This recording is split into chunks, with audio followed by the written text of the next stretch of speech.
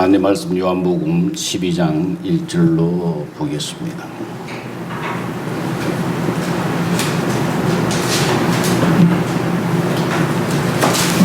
요한복음 12장 1절. 6월절 엿새 전에 예수께서 베다니에 이르시니 이곳은 예수께서 죽은 자 가운데 살리신 나사로가 있는 곳이라. 거기서 예수를 위하여 잔치할 새 마르다는 일을 하고 나사로는 예수와 함께 앉은 자 중에 있더라. 마리아는 지극히 비싼 향유 곧 순전한 나드 한 근을 가져다가 예수의 발에 붓고 자기 머리털로 그의 발을 닦으니 향유 냄새가 집에 가득하더라.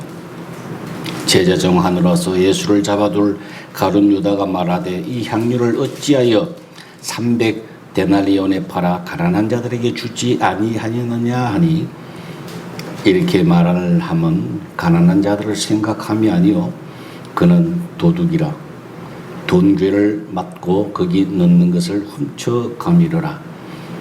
예수께서 이르시되 그를 가만 두어 나의 장례할 날을 위하여 그것을 간직하게 하라. 가난한 자들은 항상 너희와 함께 있거니와 나는 항상 있지 아니하리라 하시니라. 아멘.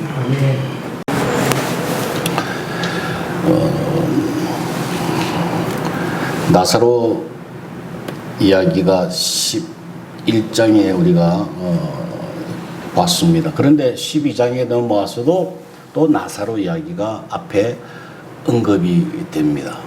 이 무슨 뜻인가를 우리가 오늘 살펴보도록 했으면 좋겠습니다. 지난 시간에 나사로가 죽은 무덤에서 예수님께서 살리시고 하시는 말씀이 나와서 그 활동하도록 자유롭게 다니도록 묶였던 배를, 수족을 묶였던 배를 다 풀어 다니게 하라, 이렇게 하신 말씀을 우리가 들었습니다. 한 주간 또 그 말씀 가운데에 복습하시면서 열심히 그렇게 사신 줄로 저는 믿습니다. 배를 풀어서 자유롭게 살아라. 왜? 살려줬으니까. 주님이 살려놓았으니까 마음껏 이제 나와서 자유롭게 가고 싶은 대로 가고 먹고 싶으면 먹고 그렇게 자유롭게 누리고 살거라 라고 하는 것이 하나님의 뜻이에요. 스바냐 3장 17절을 제가 계속해서 몇 주간에 글 써서 말씀을 올립니다. 주 여호와는 너희 가운데 계시니 그는 구원을 베푸실 전능자이시라 그랬어요. 그가 너로 말미암아 기쁨을 이기지 못하시며 너를 잠잠히 사랑하시며. 자, 너로 말미암아 기쁨을 이기지 못하신다고 했어요. 너의 열매, 너의 행위, 너의 하는 모든 짓을 봐서 내가 기쁨을 이기지 못한다고 아니하시고 오로지 여러분들을 향해서 여러분 자체 그냥 너로 인하여 기쁨을 이기지 못하신다 그래서 그것을 우리가 주목해야 돼요. 그걸 믿어야 돼요. 그걸 받아들여야 돼요. 근데 마귀는 어떻게 합니까? 자꾸 행위를 가지고 내가 잘하면 하나님이 기뻐하실 것이다. 내가 한 주간 잘못 살았으니까, 실수하고 연약해서 믿음이 없이 살았으니까 하나님이 안 좋아하실 것이다 라는 것을 끊임없이 심어준다 그래서 그걸 이기는 거예요. 그게 하나님을 기쁘시게 하는 거요, 여러분들이 행복하게 사는 거라니까. 그게 배를 풀어서 자유롭게 살아라고 하는 하나님의 말씀이라고요. 엄청나게 율법적인 걸 가지고 여러분들 괴롭히잖아요. 이거 하면 안 된다, 저거 하면 안 된다, 이거 하면 잘했다, 저거 하면 못했다라고 끊임없이 여러분들을 괴롭힌다 이 말이야. 그거 벗어나자는 이야기입니다. 이 12장에도 나사로 이야기가 나옵니다. 정말 배를 풀어서 자유롭게 되고 은혜를 받고 하나님 뜻대로 막 살게 되면요, 어떠한 결과가 나타나는 것을 오늘 12장에 기록이 되어 있는 거예요. 그 결과, 열매가 뭐냐? 바로 감사의 열매가 맺힙니다. 그렇게 살았는지 그렇게 살지 못했는지는 어떤 열매를 보아야 한다고요? 감사가 있느냐? 감사가 있으면 그 사람은 정말 하나님 뜻대로 잘 은혜 받아가 살았던 사람이요. 그렇지 못한 사람은 감사가 없다는 거예요. 정확하게 이야기하면 감사할 수가 없어요. 감사할 수가 없어요. 육신의 부활, 나사로를 살려주신 것에 대하여 이 마리아가 엄청나게 감사해서 하나님 앞에 감사의 예물을 드렸듯이 죽었던 우리 영혼이 말하자면 지옥 가서 영원토록 고통받아야 될 우리를 하나님이 살려주셔가지고 하나님의 자녀됐단 말입니다. 100년 동안 육신도 감사가 넘치는데 영원토록 여러분 지옥 갈 것 생각해 보세요. 지옥 갈 사람들 생각을 한번 해보라고요. 하루 이틀도 아니고 영원토록 그 소금 치듯이 괴로움을 당하는 그 지옥에서 살 걸 생각하면 우리가 그렇게 살아야 되는데 하나님이 은혜로 우리를 택하셔서 살려놓으셨다 이 말이에요. 그에 대한 반응을 요구하고 계시는 거다 그 말이에요. 내가 살려줬으니까 이제 너희가 어떻게 할 것인가를 내가 잘 가르쳐 주겠다. 그게 바로 감사의 열매를 맺고 살아라 이 말이에요. 여러분, 이것이 정말 믿어지면요, 내 영혼이 살아나서 영원토록 하나님 자녀가 되었다고 하는 것이 정말 뼈저리게 느끼시면 뼈저리게 감사의 열매가 나온다고 합니다. 여러분, 음식을 먹으면 포만감이 생겨요. 저절로 생기잖아요. 그죠? 음식을 먹으면 포만감 생겨요. 은혜를 받으면 저절로 감사가 나와요. 반대로 밥을 안 먹으면 밥만 차려놓고 먹지 아니하면 배고파요. 은혜 받지 않는 사람은요, 항상 은혜가 고파서 감사가 없어요. 그 사람은 맨날 불평하고 원망하고 남 탓하고 그렇게 사는 거예요.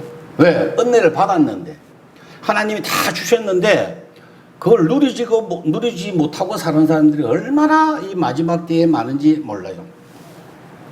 이 신약의 시대는요, 제가 수천 번 수만 번 앞으로 더 강조할 건데 구약 신약 통틀어 가지고 요약을 하면 간단해요. 그냥 모든 말씀마다 신약의 구절 말씀마다 뭘과 연결되느냐면은 하나님 나라와 연결된다니까요. 이 땅에 허락하신 하나님의 나라 내가 주었지 않느냐, 이미 임하였지 않느냐 말이야. 그거 제발 그걸 누리고 믿고 살아라 말이야. 행복하게 좀 살거라. 기쁨을 가지고 좀 살거라. 내 자녀들아, 왜 그렇게 사느냐. 이게 끊임없이 하나님의 마음이 기록된 것이 신약이라고요. 제발 항상 기뻐하라. 범사에 감사하거라. 의와 평강과 희락을 주었다. 끊임없이 우리에게 주셨다 이 말이야. 말하자면 뷔페가 맛있는 호텔 뷔페가 차려졌단 말이야. 와서 먹으라. 그런데 많은 사람들이 뷔페가 있는 것조차도 몰라요. 관심이 없어요. 아버지가 저기 가서 뷔페가 있으니까 내가 차려놨으니까 좀 먹어라. 관심이 없어요. 쳐다보지도 않아요. 어떤 사람 가서 보고 맛있겠네 하고 그냥 먹지를 않아요.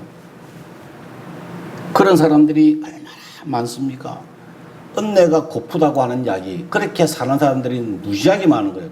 누가복음 14장에 보면요, 그 잔치의 비유가 나오는데 누가복음 14장 15절에 보면은 하나님의 나라에서 떡을 먹는 자는 복이 있느니라 하시면서 잔치를 벌려놨다 했어요.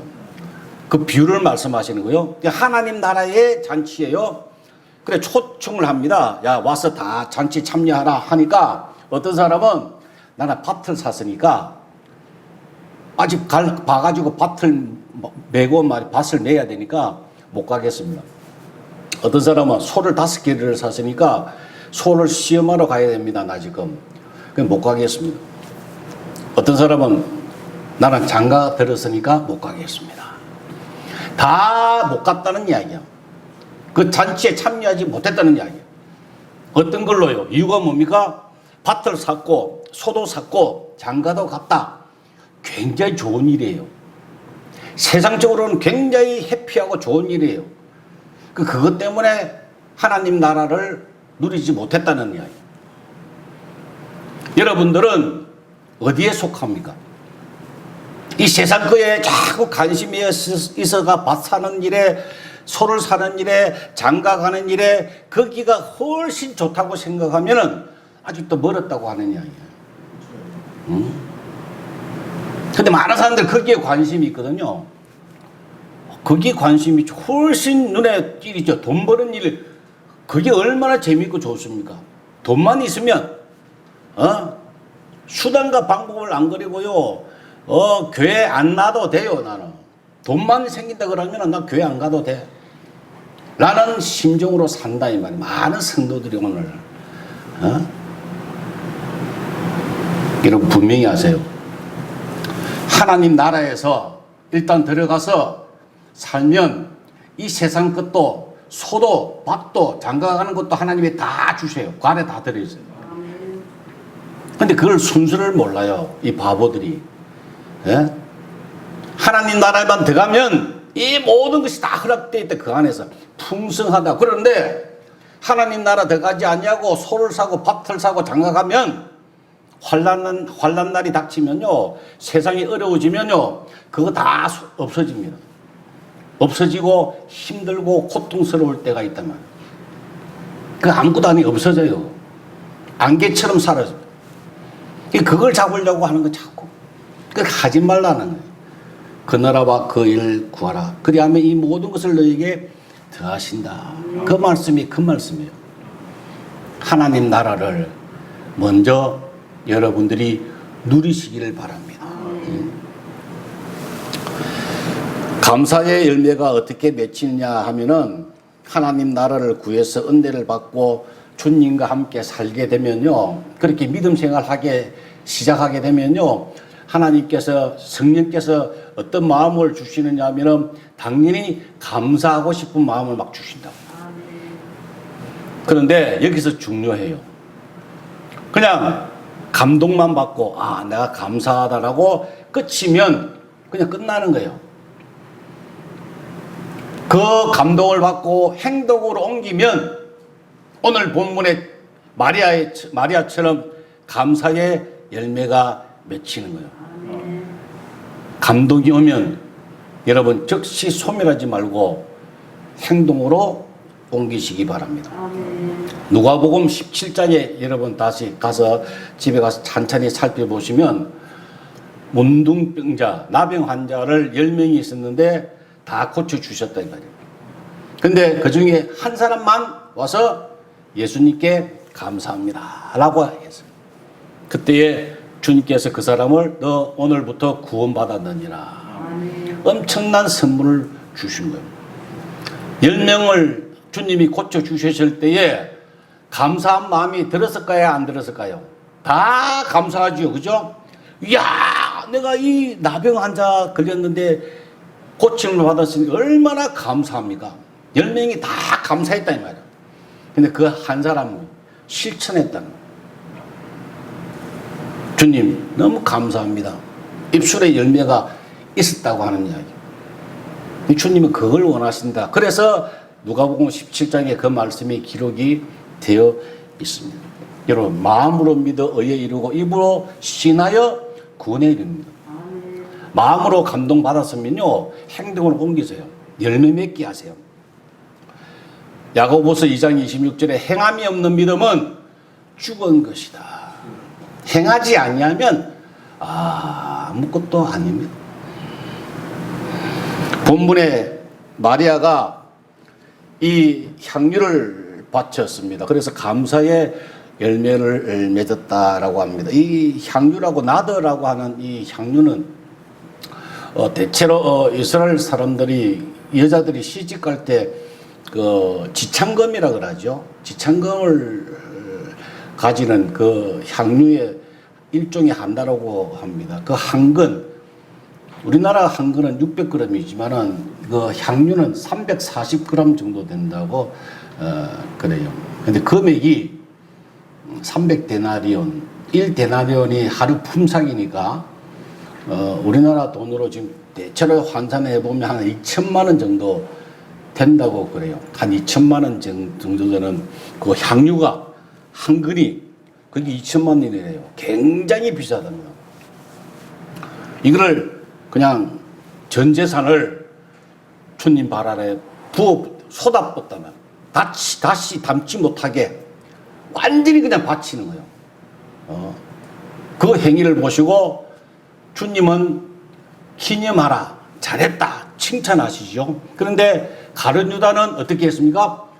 아깝다고 했어요.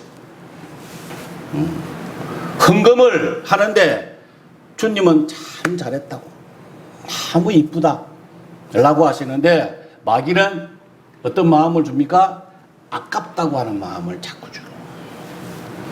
그걸 잘 분별할 줄 알아야 됩니다. 이 마리아의 향유는 오늘날 우리가 드리는 헌금을 뜻합니다. 왜 헌금이 중요하냐면은 하나님과 물질을 동시에 섬길 수가 없다고 할 정도로 하나님과의 대적하는 것이 대표적인 표현이 물질이라고요. 이 물질 때문에 사람이 죽고 살고 합니다. 그죠? 하나님과 대등하게 귀하다고 생각하는 것이 물질이라고요. 그래서 이 물질을 가지고 성경에는 많은 부분을 예화로 들고 있습니다. 비유로 말씀하고 계십니다. 이 물질 문제가 바로 믿음을 좌우하는 거예요. 헌금을 제대로 우리가 이해를 해야 돼요. 헌금은요, 생색을 낸다든지 억지로 한다든지 그렇게 해서는 안 돼요. 정말 헌금은 감사해서 드리는 거예요. 풍성하게 드리는 거예요. 그리고 주의해야 될 것은 헌금할 때에 많은 사람들이 실수하는 것이 뭐냐? 내가 이걸 바치면, 자, 내가 10만 원을 바치면 하나님이 30배, 60배, 100배가 돼가지고 주실 줄로 믿습니다 라고 바치면 그 잘못된 거예요. 그건 헌금이 아니에요. 도박이라고. 헌금이라고 하는 것은 이 마리아의 향유처럼 내가 다 쏟아버리고서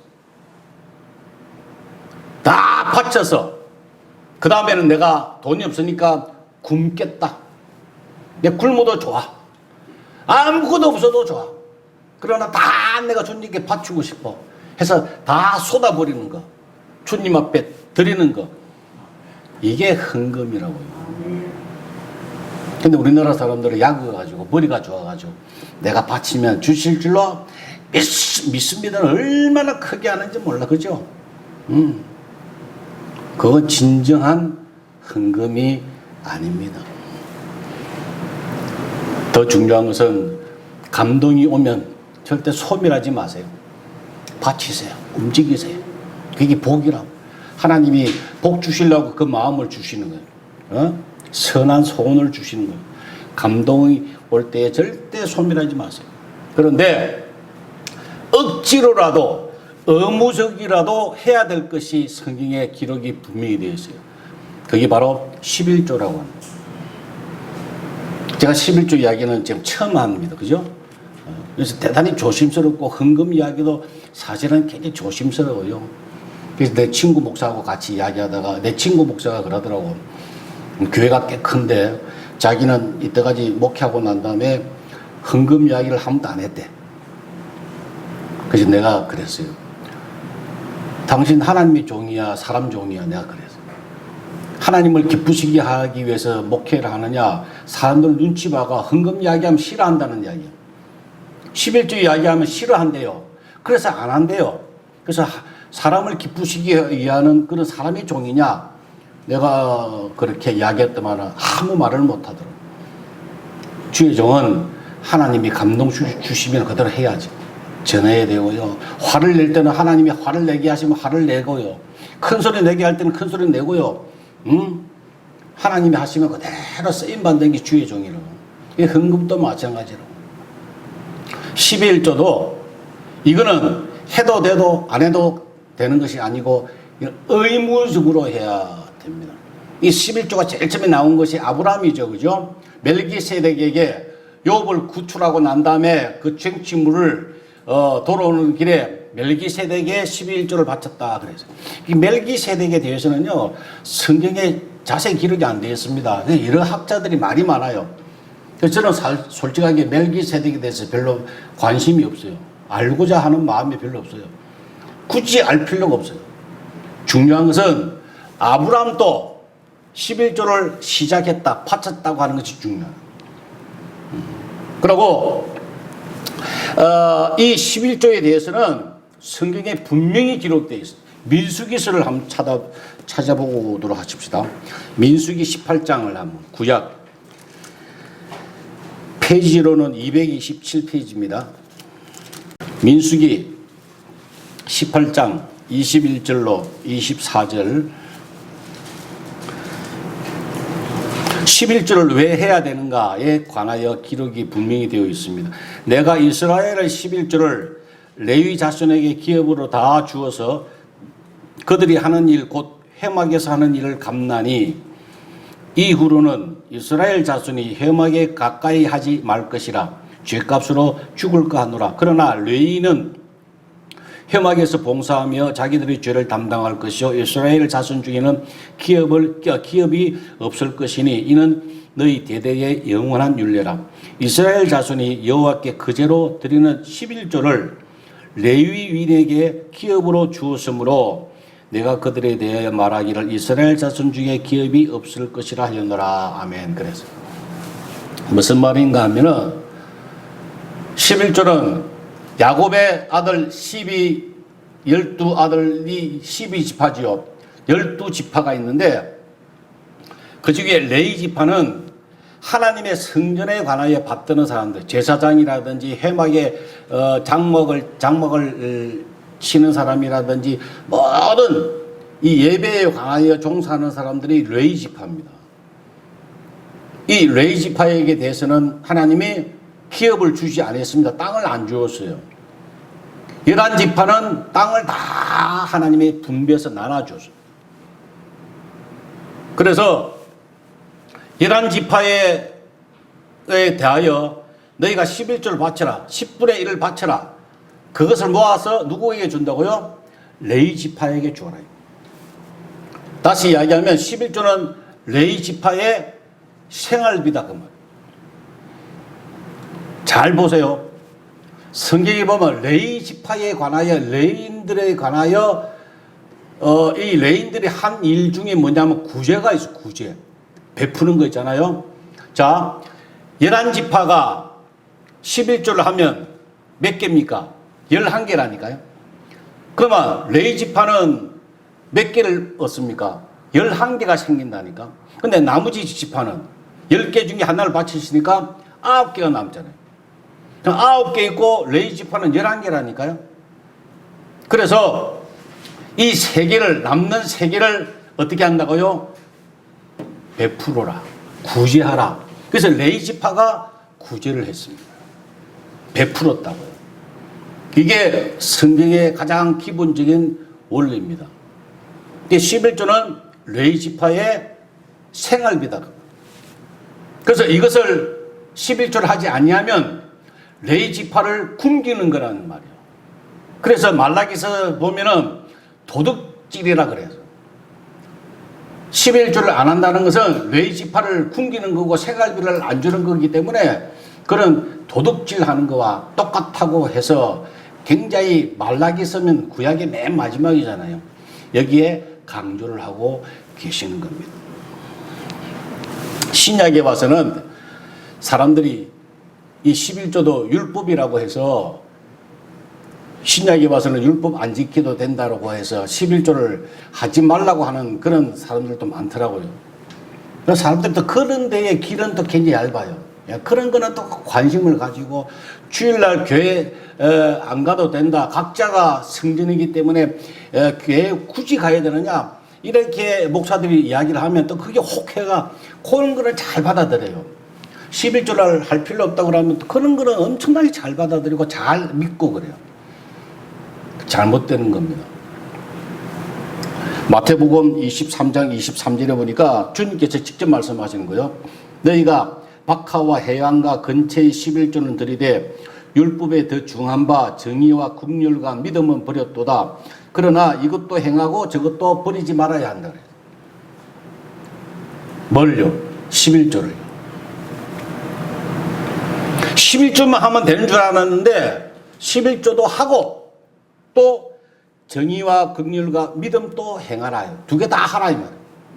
11조 버리지 마라 이 말이에요. 그 말씀입니다. 신약에 와서도 전혀 11조를 하라고 하시는 말씀이에요. 왜? 생활비이기 때문에 그렇습니다. 오늘날 많은 교회들이 목사님들, 사모님들이 일하러 다닙니다. 왜? 생활비가 안 되니까. 왜? 성도들이 11조를 안 하니까 도둑질해서 띵가 먹으니까 다 11조를 하면 그런 일이 있을 수가 없죠. 근데 오늘날 가면 갈수록 점점 그렇게 돼요. 왜? 참 다 도둑놈들이 있어요.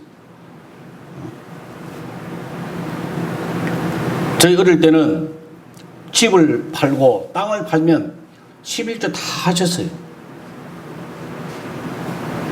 근데 요새는 아파트 10억짜리 팔면 1억 벌벌벌 떨고 안 합니다, 사람들이. 왜? 믿음이 없기 때문이다. 그 1억 가지고 벌벌벌 떨면서 절대 하지 않습니다. 근데 감사한금 하지요. 라고 합니다. 해도 안 해도 되는 것이 아니고 11조는 안 하면 도둑이에요. 그게 성경입니다. 하나님의 말씀이고 명령이에요. 어린아이들이 과자 부스러기 달라 그러면 안 주잖아요. 자기가 배고플 때는 절대 안 줍니다. 과자 같은 새우깡 같은 것도 안 줘요. 벌벌 떨고 자기가 막 두 손으로 움켜쥐고 잡고 있어요. 왜? 어린아이이기 때문에. 큰아들 같으면은 한마디만 이야기해도 아버지 내 밥이라도 차려드리죠. 자기 거 다 아빠한테 공급하잖아요. 마찬가지예요. 어리니까지 못하는 거예요. 빨리 자라나야 돼요. 빨리 성화돼야 돼요. 근데 그렇게 할 마음이 별로 없나 봐요. 나 어린아이 같이 10년, 20년, 50년 지나도 맨날 고나물에 그 밥이야. 10년 전에 만났던 집사 만나서 보면 똑같아요. 영적으로 조금 더 변함이 없어. 도리어 많이 망가졌더라고. 그때는 그래도 담임 목사 흉은 안 맞는데 한 10년 뒤에 만났더만 이게 좀 안다고 배웠다고 그냥 담임 목사 다른 교회 목사 흉을 보고 장점 단점 다 이야기하고 까불고 있더라고요. 망가져 있어요. 우리 수원 성령교회는 절대 그래서는 안 됩니다. 자라나야 돼요. 하나님 앞에 지금도 살아계신 하나님이 보고 계세요. 빨리빨리 자라나야 돼요. 어떻게 하느냐고요? 감사의 열매를 보아야 한다고. 빨리빨리 자라납시다. 이 11조에 관하여 제가 그래도 마음에 드는 사람이 한 사람이 있는데 분당 우리 교회 그 이찬수 목사라고 하는 분이 있는데 저는 개인적으로 사실 별로 안 좋아해요. 왜냐면 설교가 맨날 징징 짠다 그래가지고 제가 별로 안 좋아한다고요. 또 웃으면서 하면 좋은데 맨날 어떻게 보면 맨날 남자가 그렇게 짤까 내가 그렇게 해서 별로 안 좋아하는 스타일인데 한다 딱 좋아하는 게 있는데 11조에 관하여 그래요.